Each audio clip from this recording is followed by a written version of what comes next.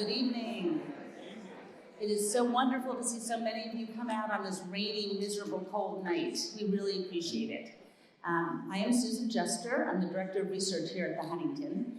And it is my great joy and pleasure to introduce tonight's speaker. It has been such an honor this year for me to get to know one of my heroes of the profession, a scholar of towering reputation, and to discover that he is also an exceptionally nice person. They don't always go together, reputation and niceness, but they do in the case of David. David Roediger is this year's R. Stanton Avery Distinguished Fellow.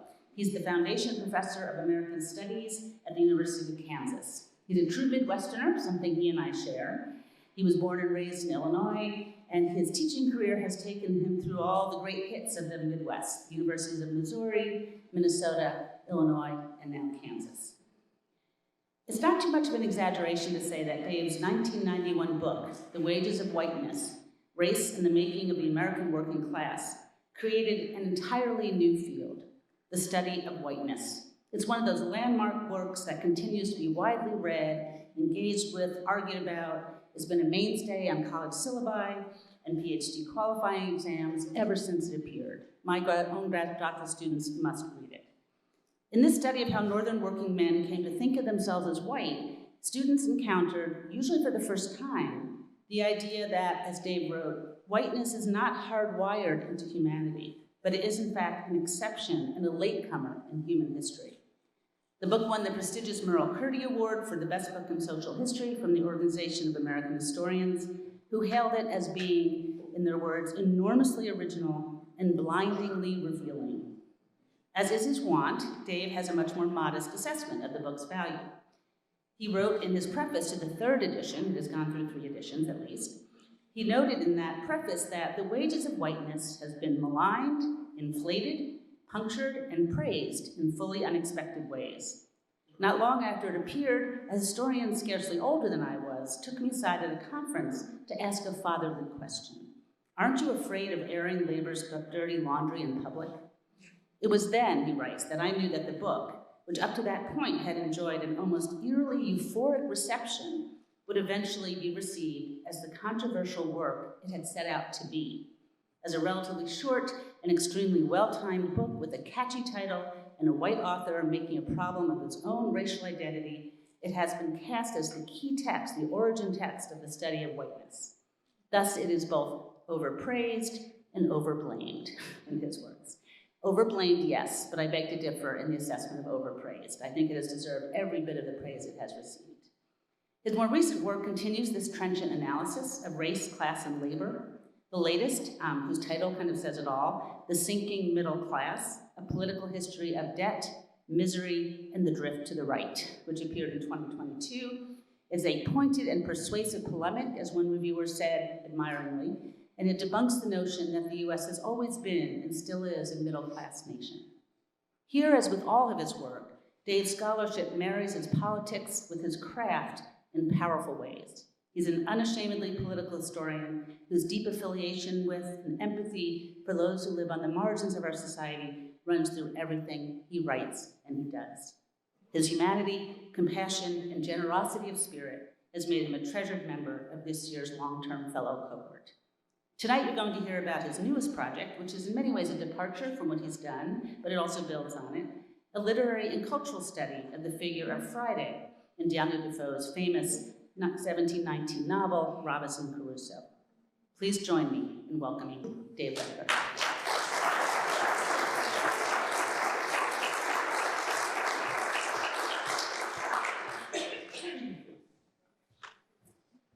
Hi, everyone, and thanks so much for braving the flash flood mornings and coming and the cold. I'm delighted to be here. I want to thank Sue for that generous introduction, and I also want to thank Crystal and Catherine and Juan for their work, and thank all the workers, including grounds workers, food service workers, and library and museum staff who make the Huntington such a generative place to think. Help from curators and archivists as well as from other Huntington Fellows runs through my remarks tonight. Thanks also to friends in attendance, including several former students and some former colleagues. I want also to welcome specifically the Cal State faculty strikers, some of whom I just recently, recently met on their picket lines, and who are here tonight. Thanks for the struggle that you're conducting. And of course, I want to welcome community members who came out. The title slide here is a local one. It shows puppets from the Yale puppeteers around for many decades in Los Angeles, but especially famous in the 1940s and 50s in their own Turnabout Theater venue in Hollywood. An anti-fascist hangout, queer space, and local treasure, its patrons included Einstein, Garbo, and Chaplin. The great freedom singer Odetta found her voice there. Pictured is the inanimate cast of the Yale Group's breakthrough play, My Man Friday, performed throughout the 30s and 40s, bringing a Black Friday to a very sophisticated audience. Influenced by blackface minstrelsy, its show-stopping number was, "He may be your man Friday, but he's my man Saturday night." Notice while we have this slide up that I also pared down the title a little bit for tonight. I think the publicity title I gave people months ago promised to also give you the entire history of race through the book, and so it turns out that would have taken an hour. We only have about 35 minutes, so it's a little bit less. This slide is a local one also and a personal one.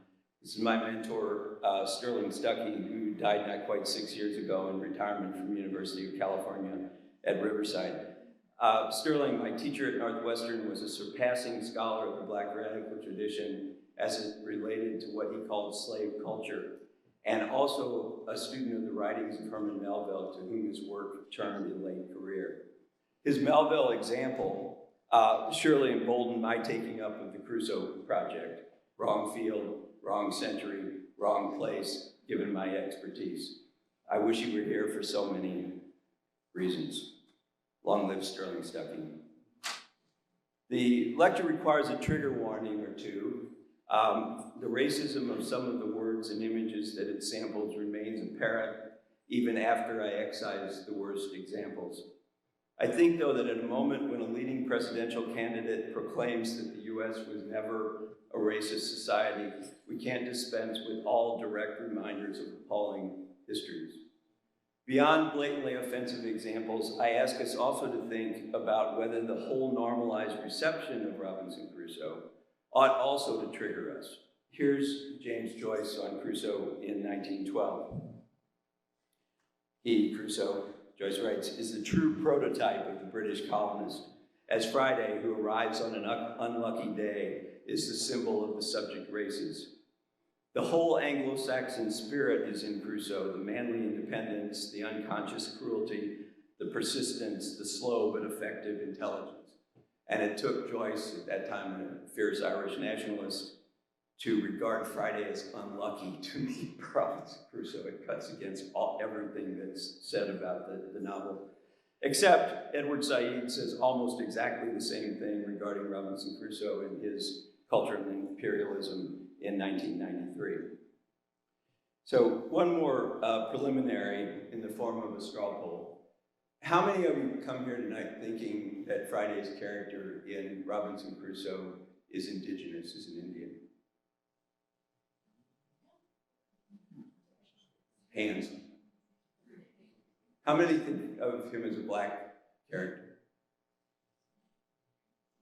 And how many don't know? Okay, I'm gonna win everybody over to don't know by the end of it.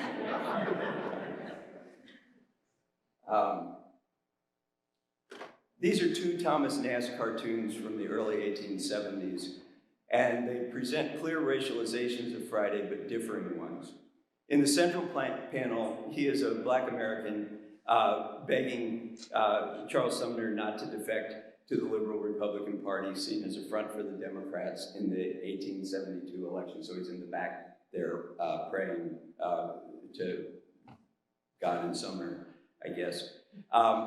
In the one on your right, Nast gives us an Indigenous Friday spruced up on behalf of the assimilationist Indian policies of President Grant that eventually lead to kind of coercive Indian citizenship reforms. These paired Nash images take us near to the heart of what I'm going to be addressing tonight. How, I hope to explain, could so great an expert on what popular audiences knew as the cartoonist Nash had to be, how could he be confident that Friday would be knowable as native in one cartoon and black in the next? A third possibility, that is, Friday is black only in that he was a white actor in blackface, rounds out the picture. Here on sheet music from 1917 is Al Jolson propelled to becoming the first U.S. superstar by playing Friday in the blockbuster 1916 play Robinson Crusoe Jr. The sheet music is for a song that then the Turnabout Theater is riffing on in their blockbuster song, Where Did Robinson Crusoe Go, with Friday on Saturday Night. So the agenda tonight will be to examine Friday in three arenas. First, in the book itself, the text, then in illustrations accompanying the book, and finally in theatrical performances. To destroy suspense, in the first two instances, text and pictures, Friday is largely represented as Indigenous, but with some ambiguities and contrary undercurrents. In the last, theater, he was overwhelmingly represented as black, or rather as a white actor in blackface, with more profound contradictions. I've also added on the slide here at the bottom some keywords that the longer version of the talk might have gotten to about how we study race, and they kind of implicitly come up. Those are transnational, materially based, intersectional, and vexed. But the one key word that we can't quite dispense with tonight is the word relational, following on the generative work of Pasadena's Natalia Molina in arguing that racial formation for one racialized group was made in counterpoint and interplay with the way that race was figured for other groups. So tonight we're going to be talking about blackness and indigeneity in that connection. Let's begin considering Friday in the text with the 1719 title page. The book comes out in 1719. Really mostly subtitle page. It has such a long series of subtitles. It happily provides a chance, the title page, for a slight review of the novel. That's important because some of us may believe that we recall Robinson Crusoe when we actually don't quite. Take me as a negative example. I began this project 18 months ago with a dim 55-year-old memory of reading the novel in my teens, but with much more recent, repeated familiarity with the classic Bugs Bunny cartoon Robinson Crusoe, which, it turns out, departs from the text in some important respects. The title page does not give us the book's author, you'll notice, as early marketing pretended that Crusoe wrote the book. The omitted author was Daniel Defoe, of course, born in 1660, a frantic writer, both as satirist and moralist, on politics, the economy, and everyday life, perpetually in search of a breakthrough to fame and riches. By some accounts, he invents the novel with Robinson Crusoe in order to further that pursuit. The title page further gives us the setting near Venezuela and Trinidad, and the central character, Crusoe. It prepares readers to mostly witness Crusoe sit around alone.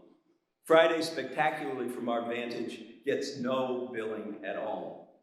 He actually enters about 3/4 of the way through the novel, being rescued from his likewise indigenous, putatively cannibalistic enemies by an armed Crusoe.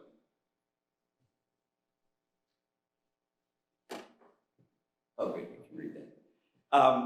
I'll welcome your insights on this rich passage of Crusoe describing Friday after I conclude. Somebody will notice something that I've looked at it 1,000 times and I won't have seen. My point of departure on it regards how beautiful and attractive Friday is to Crusoe. The desire in the passage, so fully repressed elsewhere in the novel, reminds us that Defoe gives us here not a description of Friday, but an account of what Crusoe, after more than a quarter of a century alone and without human sexual contact, saw in Friday and chose to share about him. Several other matters in the passage deserve comment. The clarity with which Crusoe repeats that Friday is not African and not Negro, not in color, not in hair, and not in features, makes more impressive still the ways in which Friday later nevertheless becomes associated precisely with blackness, as your hands showed. The novel does not, and this it shares with all of Defoe's work, use the word race in the word's modern sense at all. Beyond color, it looks to traits like vivacity, brightness, and sharpness of eye. In doing so, it draws on a term older and broader than race, one well explored in Jennifer Yanner's recent lecture in this series. That's the idea of complexion. Complexion being compounded of mood, health, climate, humor, color, and age. Indeed, Roxanne Wheeler's fine study of the evolution of 18th century race thinking is well titled The Complexion of Race, and lingers long on Crusoe and Friday as a central text. Crusoe's appraisal of Friday does display sweeping race thinking relating to Africans generally, but also to Europeans in their features and indigenous people in their color, though equivocally. Finally, the emphasis on color, tawny and dun olive, was bound to be inexact and confused, to borrow from Gordon Chang's recent lecture in this series on race. The slide's borders, which are the product of the genius of one of my graduate students, show the actual colors of tawny and dun olive that Crusoe is applying to the color of Friday. The distance of the two colors from each other and between each color and any actual human colors is particularly noteworthy.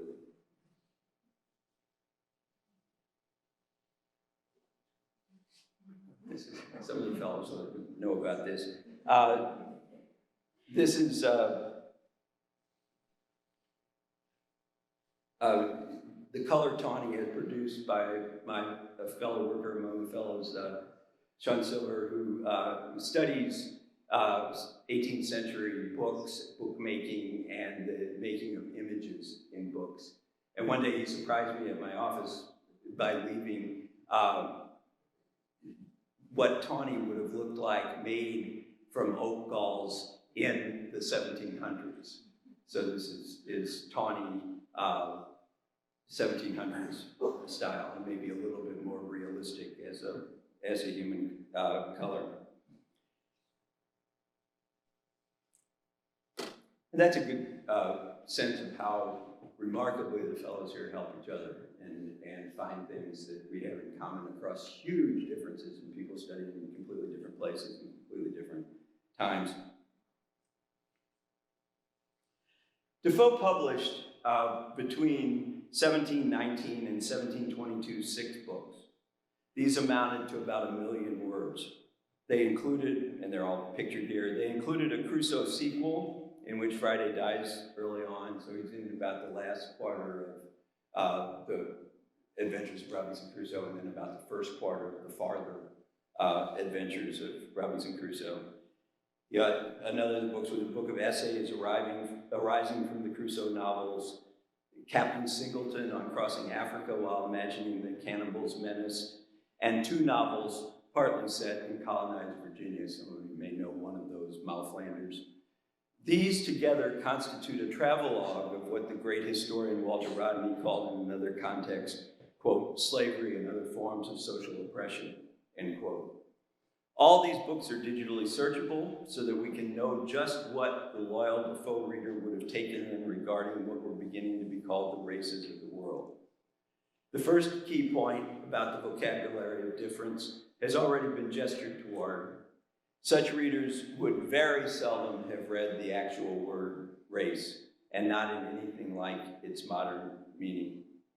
When I first started searching sloppily, I'd put in race and I'd get more grace than race. And so I thought I was on to something about that. But it turns out that grace is not that much in the book either, the books. When used to mean kind, race in Defoe, when he does use it, referred not to black, red, and white races, but to the Spanish and English races, and even to the race of seamen, end quote.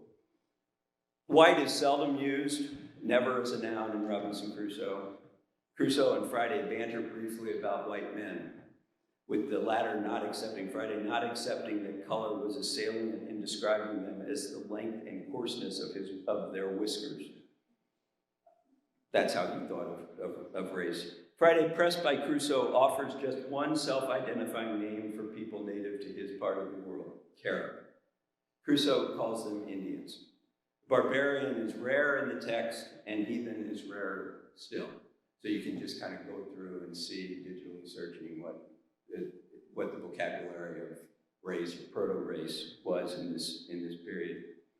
Overwhelmingly, by factors of tenfold and more over other contenders, the term of choice to describe otherness in Robinson Crusoe and the other 5 books as well is savage, whether in Africa or off the coast of Venezuela. In Robinson Crusoe itself, the term recurs over 100 times. It constitutes an opposite for civilized, with the lack of settled agriculture helping to define savage status.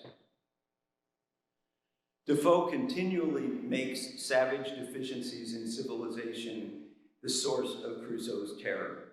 In both Africa and the New World, he slips from talking about savagery to his own fear of being swallowed up by the sea, swallowed up by a wild animal, but most often swallowed up by another key word, cannibals. So savage equals approximately cannibal, or sets the stage for the discussion of cannibal. The classic study of cannibalism and the myth of cannibalism proposes that equation of swallowed up by the sea, the animal and the cannibal, and has long sections also featuring Crusoe as the key text in the study of cannibalism in this period. So we'll close the section on the text with just a few images. The first from an 1866 edition shows how civilization's contest with so-called savagery and imagined cannibalism suffuse the novel. It shows Friday feasting on meat, or about to feast on meat, that Crusoe provides. The meal comes in the context of Crusoe having just taught Friday his first word of English, master. But the master worries that Friday retains a taste for human flesh. The succulence of goat meat advances Friday's transformation by proving more satisfying than the human flesh itself. Friday likes it. Crusoe more farmed than herded goats. He thoroughly fenced them in, providing not only an opportunity to trumpet the virtues of civilized diet, but of the civilizing property of enclosure of commonly held resources. Crusoe treasured, quote, my enclosures for my cattle, that is to say my goats, end quote, and boasted of his, quote, inconceivable pains to fence and to enclose, end quote, with the barriers marking out civilization. So enclosure equaled civilization and provided the key to getting Friday over the taste for human flesh. In this sense, Robinson Crusoe includes 3 elements of what Marxists call the primary accumulation of capital: securing of enslaved labor, mostly from Africa, seizing of indigenous land, and enclosing the countryside. And I promised above to provide some undercurrents through which the novel itself, despite clear textual specification of Friday as indigenous, and more than that, as not African, also left room for readers to associate him with Africa and unfreedom. Friday is located as an unfree person in a book in almost all other sections, whose plot hinges in almost all other sections on Africa and the enslavement of its people. The many connections of the novel to African slavery center on Crusoe, not on Friday. That is, Crusoe's first commercial success comes in the transatlantic slave trade. He calls himself a victim of slavery when he's kidnapped, calls himself a white slave, when he's kidnapped and held for ransom in North Africa. He hesitates to flee capture for fear of being eaten, swallowed up by Africans. He finally escapes with his heroic fellow captive, the Morisco Zuri, whom he then faithlessly sells into the African slave trade. He buys land and an African slave in Brazil with the money from the proceeds of selling Zuri. His attempt to re-enter the slave trade generates the shipwreck at the heart of the plot of the novel, the part that we all remember where he encounters Friday. And then too, Defoe himself also raised the issue of African slavery in his real life as a public supporter of both the Royal African Company's and the South Sea Company's slave trading ventures, and sometimes investment. All this is to say that Friday, though indigenous in the text, is the most prominent unfree character in a book that would have been rightly read at the time as also centrally about Africa and about enslavement. To read about enslaved people in 1719 did not necessarily create a presumption that Africans were the victims, but this had already increasingly become the likely generalization, especially in places where the Catholic Church and Iberian empires had curbed indigenous slavery. Deaths associated with the diseases and brutalities of conquest cut the supply of possible Indian slaves as well. As the Carolina trade in indigenous slaves receded, the presumption that slaves in the British colonized Americas were African also increased. This existing and deepening connection between Africa and enslavement left space for Defoe's contemporaries and generations to come after them, right down to our generation, to see something of blackness in Friday. No matter what the plain English of the passage describing him says. A point of entry into the impact of this reality is this 1722 illustration from the 4th edition of Robinson Crusoe. It and one other even more indistinct, very early image from Defoe's text show us a small black image of Friday who could possibly be read as black, and I think particularly misread as black by us as a modern audience. I look at this and I see Carol Walker, and nobody in the 1719 would have seen Carol Walker. I look at this and I see in the, on your left in the mid foreground, that circle that becomes such an important part of all Crusoe book illustrations. That circle for me is Sterling Stuckey and Robert Ferris Thompson talking about the importance of the circle in African culture, and Stuckey particularly talking about the ring shout. The circle here it has a pot in the middle, and it's where Friday is going to be eaten, and it's the place where there are the bones of a lot of people, supposedly, who had been eaten on this island.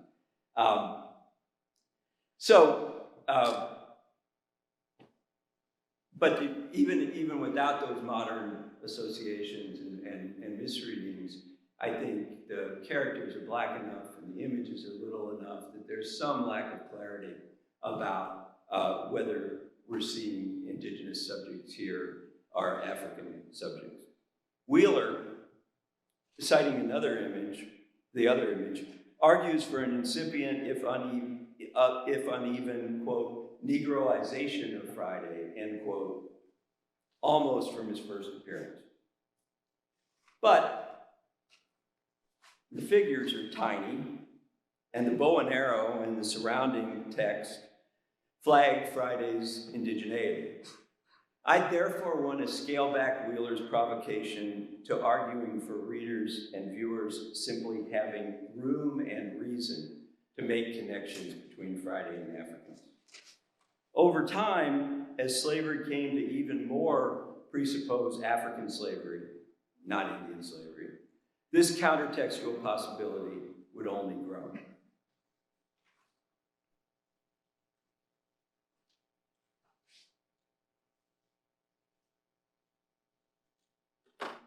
This engraving in an undated, but probably 1890s edition of Robinson Crusoe is a very rare example of an illustrator choosing to picture Crusoe as an enslaver in Brazil. Some Crusoe books make Crusoe an abolitionist. They're mostly written by Jewish authors who are, consciously trying to change the plot. But this is a very rare example of an illustrator actually taking up the enslavement of Africans by Crusoe in Brazil. The actual line from the book reads, "I bought me a Negro slave and a European servant," making a kind of a distinction between slavery and servitude that's becoming more familiar at this time.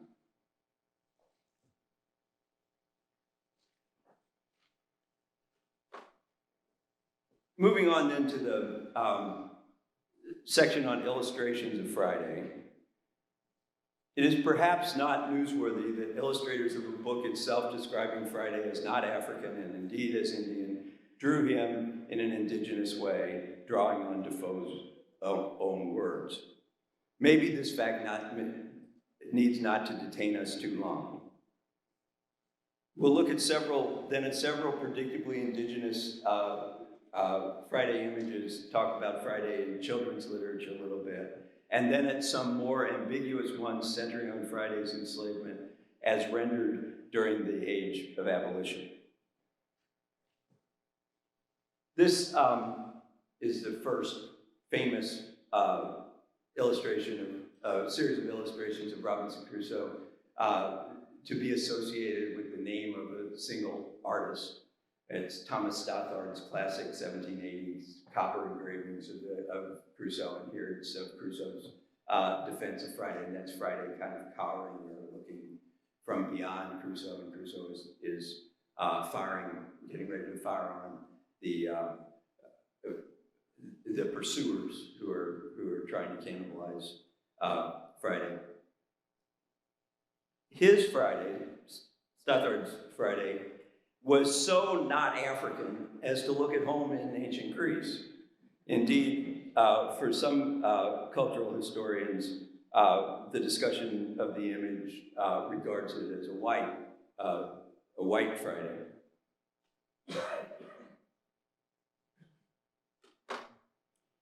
George Cruikshank, in the 1831 edition of Robinson Crusoe, drew what became the most celebrated and influential Friday images and illustrations of Crusoe ever. And this one pictures one of the most illustrated scenes from Robinson Crusoe.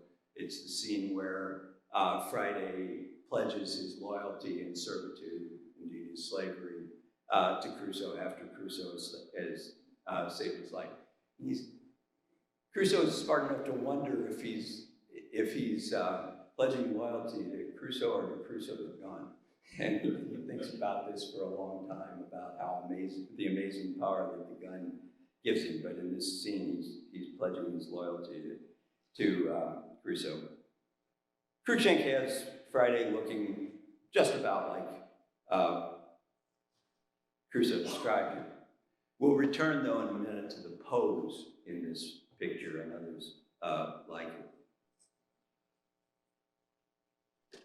This is the most famous series of color illustrations of Robinson Crusoe, N.C. Wyeth, sometimes paintings, sometimes just small illustrations.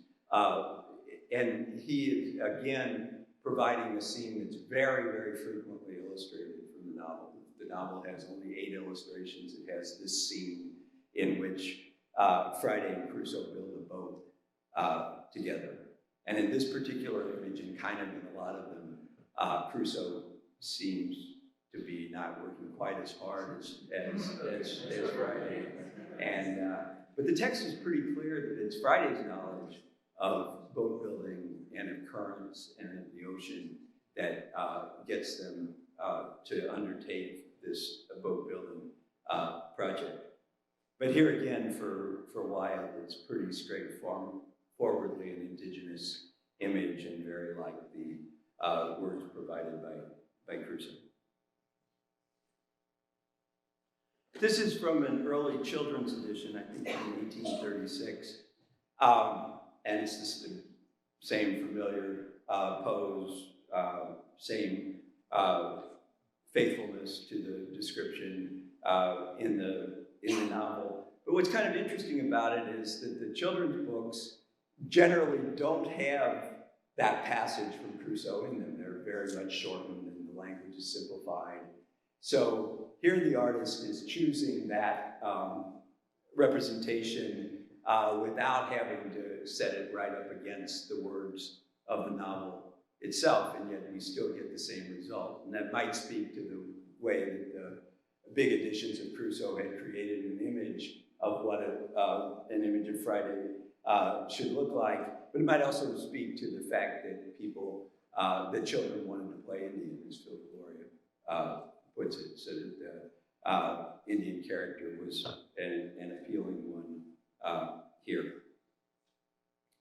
Surely, whether by Thomas Jefferson or Indian boarding school administrators, when the novel Robinson Crusoe was recommended as a key to assimilating young indigenous people into civilization, so-called, Friday was being cast as indigenous. This is a very early, Jefferson picks up on this very, very early to say, if you want to teach an Indian assimilation, you teach him Robinson Crusoe. And the boarding school administrators, that made them Crusoe, and they loved it. So I'm finding lots of things in boarding school records where it becomes the key text for native assimilation. It's an interesting one, making Friday childlike, faithful perhaps to, this is an adult edition from 1866. Faithful perhaps to the text on color within the constraints and the technical challenges of what Michael Gladio calls, quote, engraving the savage, end quote, and aware of the eroticization of Friday, I think, but less literal regarding age and strength.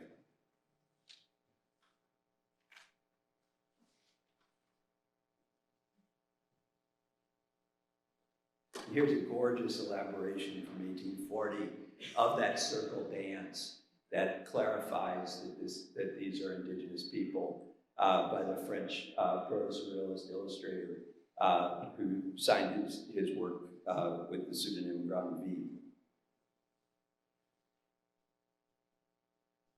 There were some contrary examples. This one from a time when the cannibal was also associated with the peoples of the Indian and Pacific Oceans, as well as Africa.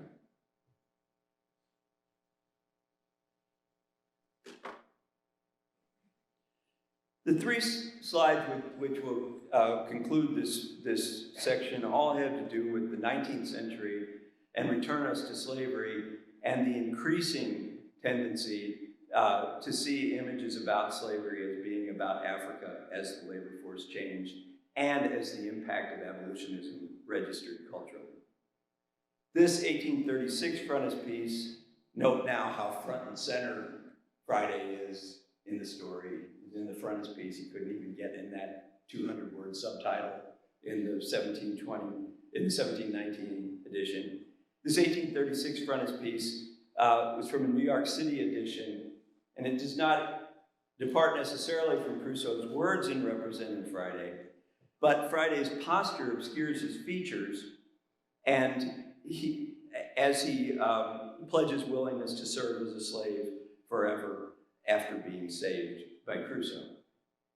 So that's one where we can say, well, maybe we are seeing in a book illustration something like a Black Friday. Similarly, from the 1840s in Boston, a little edition of Crusoe, I think it just means it's physically small, not for children. And it's the same pose, but even more indistinct and unknowable in terms of features and color that Crusoe's also kind of But notice also the gun and the cross looming at about the same angle. One of the plays about Robinson Crusoe talks about Friday said it calls Robinson Crusoe Big Master, and he calls the gun Little Master. And so these images were bound to be looked at through the lens of abolitionist portrayals of the kneeling slave, which go way, way back. I've chosen here the American Anti-Slavery Society's coin, Am I Not a Woman and a Sister? And that goes back to, it's riffing on a coin that Josiah Wedgwood, or an image that Josiah Wedgwood created 40 years, 50 years before Am I Not a Man and a Brother? And then on your left, Thomas Ball's Lincoln and a Kneeling Slave to commemorate emancipation in 1876, sculpture that's controversial now in the controversies over how we commemorate things and whether it's really viable any longer to think about the kneeling slave and not the self-active slave as being key to emancipation, and whether this credits Lincoln as being too much the central actor in this drama. But it was also about equally controversial in 1876 and objected to by Black Americans.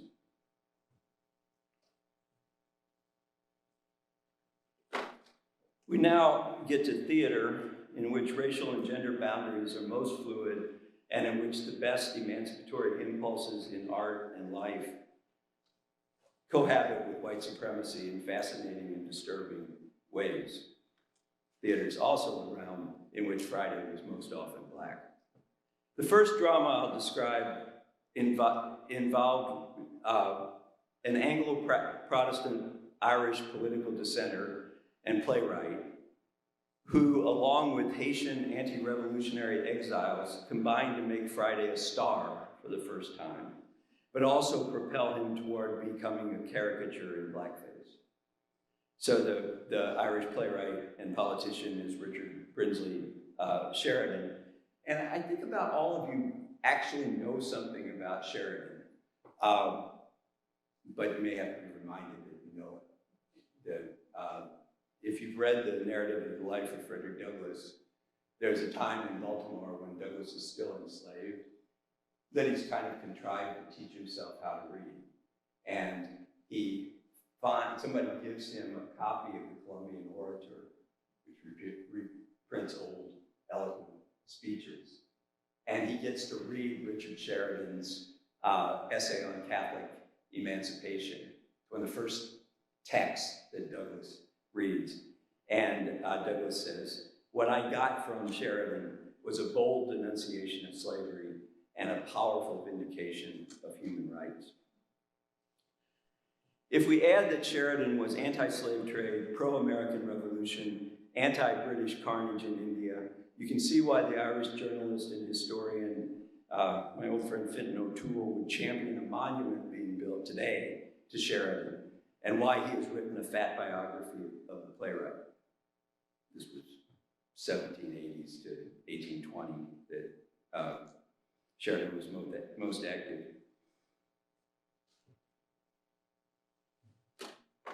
Sheridan's Crusoe play, though, both does and doesn't fit into O'Toole's vision of Sheridan as progressive. And it doesn't make it into the biography. You can't find a way to talk about it. Premiered in the early 1780s in London, it was a huge financial success, playing for decades, often at a theater that Sheridan owned. And you'll see the title now already, Friday's Night, in the title. You get kind of equal billing. Sheridan avowedly sought a play achieving a high pitch of what he called pantomimical revolution. Almost cut that out, thinking I couldn't say in public, couldn't pronounce it in public. One fit for a world turning upside down.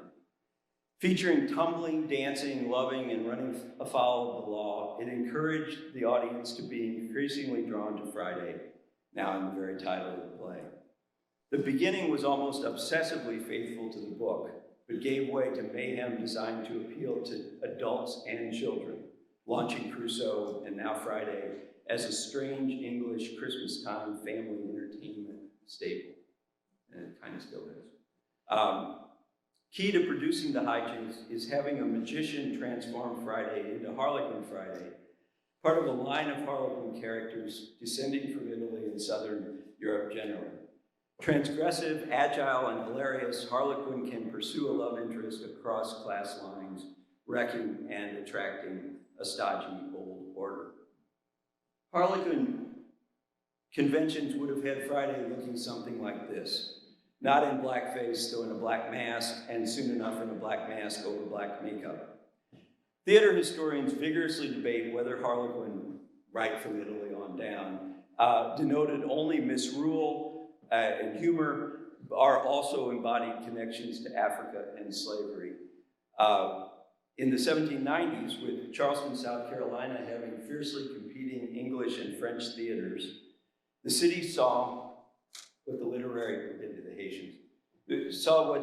literary historian Elizabeth Maddock Dillon has called Crusoe wars, with the theaters vying to produce the hottest version of the Crusoe Friday drama, using Sheridan's play as the base. The French had the advantage of having a troupe of white exiles from revolutionary Haiti who pushed hard to market their familiarity with black Haitian dance to attract English speakers to pantomime shows with very little speech in any language. The result was a celebrated dance-forward production featuring savage dances, meaning indigenous, but also a Creole dance and a popular, in quote, Negro dance by white dancers.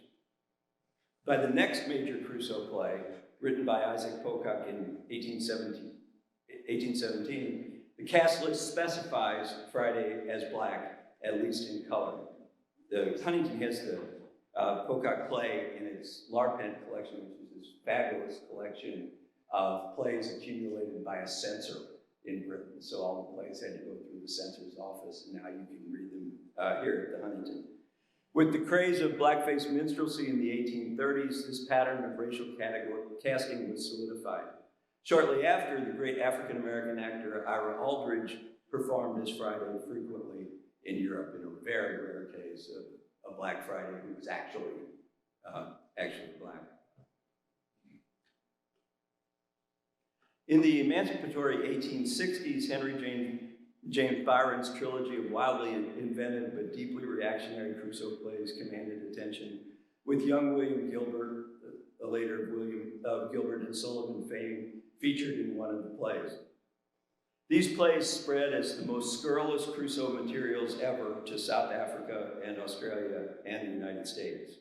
The slide suggests their tenor, with no pun too broad or scatological, and no rendering of dialect, whether in the mouths of black or indigenous characters, too ridiculous.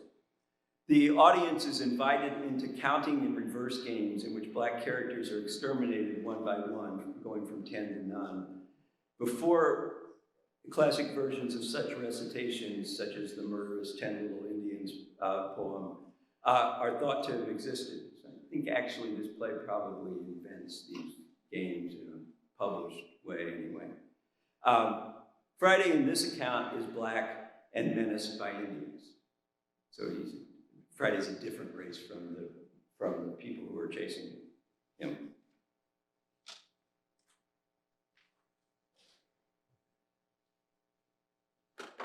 The desire to have blackness and indigeneity present at once runs through late 19th century Crusoe productions. This is Little Titch, the stage name for the British comedy star Harry Ralph, whose earlier fame had rested on blackface minstrel performances, but who chose to portray Friday as Indigenous in 1893 in a spectacular show at the theater formerly owned by Sheridan. Ralph was 4.5 feet tall and described as portly. He was about as distant from Crusoe's description of Friday as possible, except for the costuming conventions and the hair. The startling experience of emancipation, indeed self-emancipation, by millions of U.S. enslaved people did perhaps generate on stage a sense that anything was possible in transcending not only racial but also gender boundaries. The repression of the erotic so strictly shaping the novel itself came to be utterly upended as one burlesque performance after another had Robinson Crusoe transformed into a white woman playing opposite of Friday, who was typically portrayed as a black man in blackface. But in an entertainment industry in which black continued to overwhelmingly mean a white actor in blackface, these visionary possibilities could only go so far. The image here is of Willie Edwin, a huge British star who then moved to the United States to perform. And Edwin and Jolson could only perform proximate to white female beauty because audiences knew their color underneath. Stultifying gender roles, which were also racialized, narrowed possibilities even as the bodies slotted into them shifted. Here, the male service labor assigned traditionally to Friday as a male worker of color comes to be transformed to be performed by Crusoe, now a woman. Crusoe, bottom left, directs attention to a sign on their domicile which says, please wipe your feet. And that would have been Friday, the male Black Friday's role in 1800. By this time, it's the burlesque queen's role.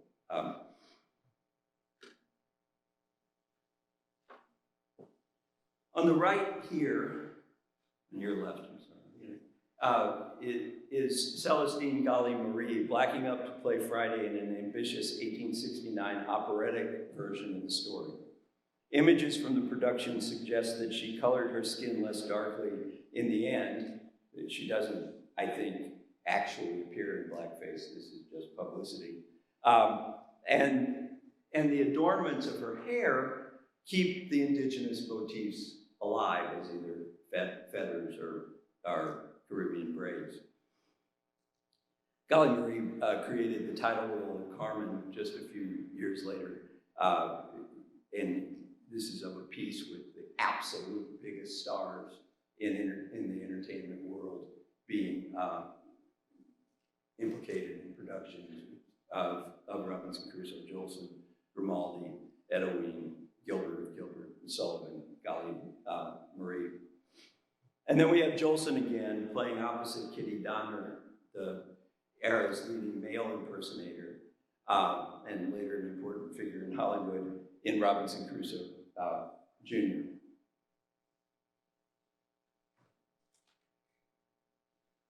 Last slide.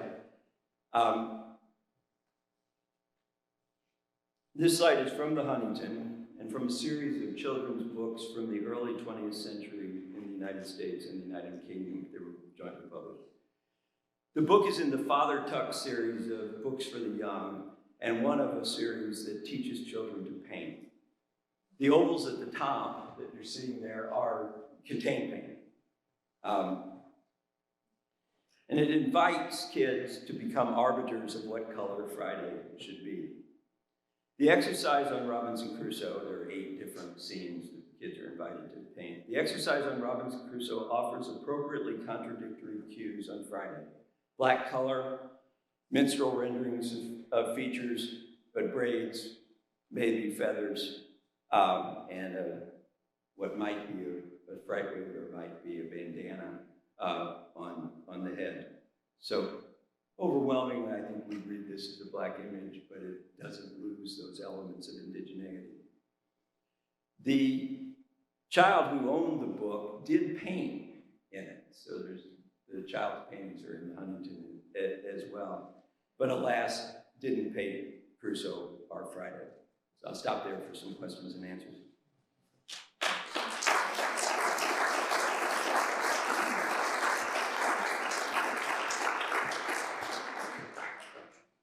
We've got time for a few questions.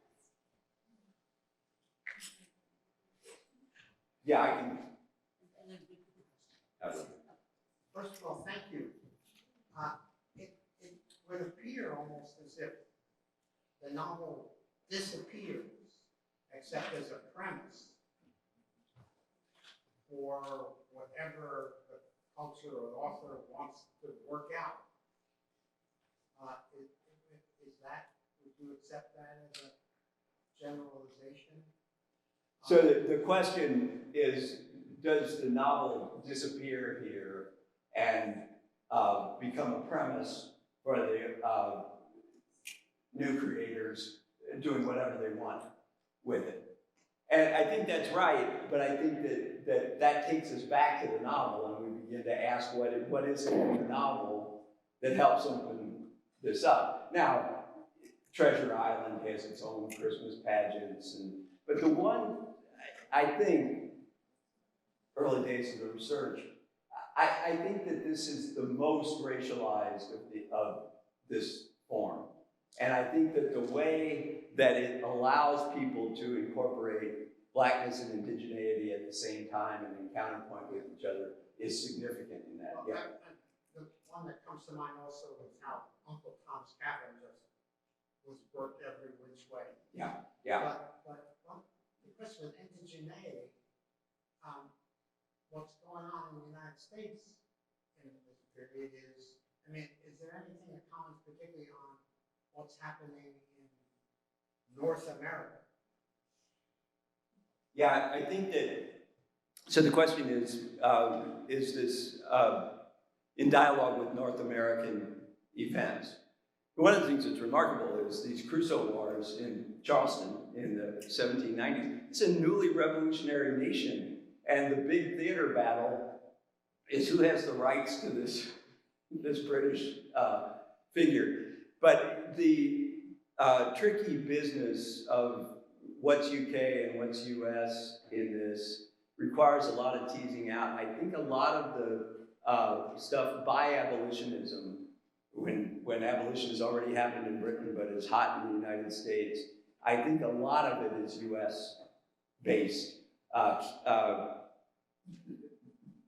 Byron's plays, for example, have a thing about women's suffrage that is about women's suffrage in the United States. The timing is such that it's about women's suffrage in the United States. And the wanting from 1860 to 1910 to keep Indigenous people in the story, I think that's also a United Statesian one.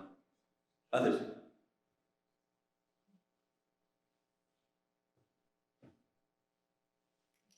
It feels silly asking you this question of all people, but we talk so much about blackness and indigeneity. What about whiteness? How is that also part of the story? Is that changing and ebbing and flowing? Is that also changing what we're seeing in the novels? Mm-hmm. And then, you know, since you're at Huntington in California, Southern California, are there other lessons to be learned by other racial pedagogy stories like Ramona or The Mission or Spanish Fantasy Past? I think the second one is really one I'll have to think about. But the whiteness one is really interesting. Blake apparently illustrated Robinson Crusoe, whether for his own amusement or he had a contract to do it. And only 2 of those illustrations survived, one as a sketch. I almost brought this just in case somebody asked this question. But his Crusoe is just a study in whiteness. Crusoe's in a light robe, and he's on an island that's not tropical at all. It looks like an iceberg, and he's shivering on this iceberg all by himself. And it's just such a profound thing, but we don't have anything else from Blake about it. But I think that's exactly right. And one of the things, you know, people worried in Virginia, for example, about climate causing race. And so if you're in this climate, you're going to revert as a white person. And Crusoe, in a lot of these images, well, in this image, for example, is all bundled up. I mean, this is like right down by the equator. and he's got all sorts of covering of his entire body. And so we don't actually get to see Crusoe as tawny, which he certainly would have been after 25 years in the tropics. Yeah. Okay, one more question. Yes. Robin? That was amazing. So, tropics is often used by political economists, like, Marx uses this story, Yeah. John Locke, and others.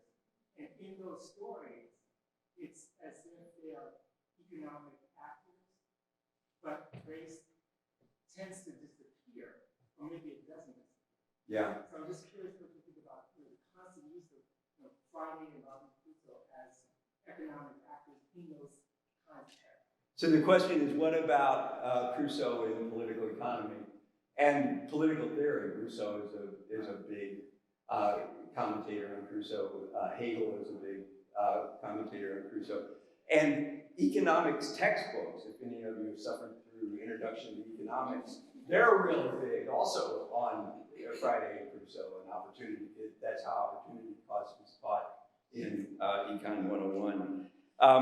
So yeah, that's actually the other kernel of this project, is to think about what it is that made that so appealing, and why I think even for Marx, this is not an opportunity to discuss primary accumulation or to go into racial capitalism.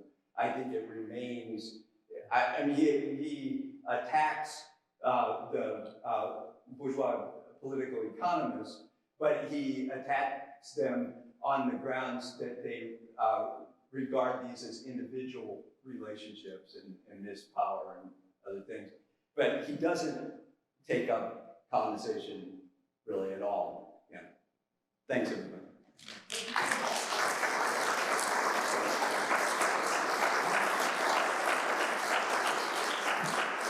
Please join us in the lobby for champagne, coffee, and strawberries. We decided to move the reception indoors so you don't have to endure the rain. So just in the back, please join us. Right.